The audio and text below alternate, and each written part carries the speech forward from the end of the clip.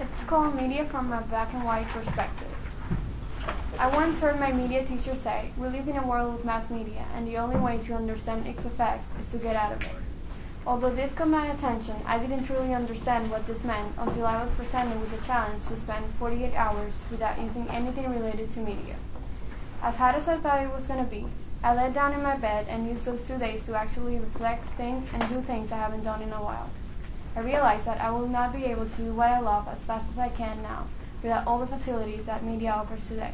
But at the same time, I noticed how dependent I have become to technology and how it has affected my life.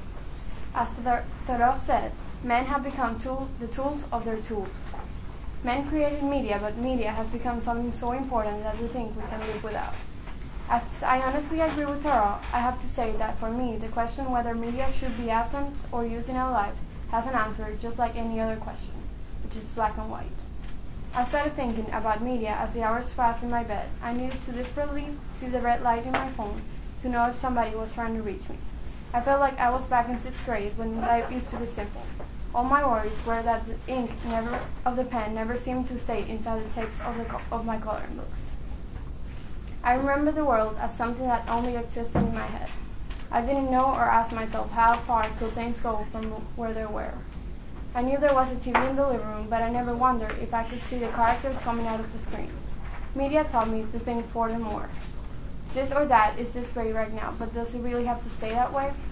It was just my bed, my sketchbook, and I. I remember how easy it was for me to choose graphic design as my career because it had always been my passion. Suddenly, a question popped up in my head as I leaned on my bed, trying to reach my sketchbook. Will I be able to do what I love without media, as I know it today? I started tracing lines with a pencil, trying to create a design of the work that was going on in my head. The clock kept ticking. I felt disconnected from the world. I can remember the last time that I had so much time to think. It surprised me how all my thoughts were about media in my life when I was supposed to be thinking about its absence. Will I be able to think as people used to think before, back when we didn't have as many tools as we have today? Back when kids still sat at their tables every night to have dinner with their family without texting on their cell phones.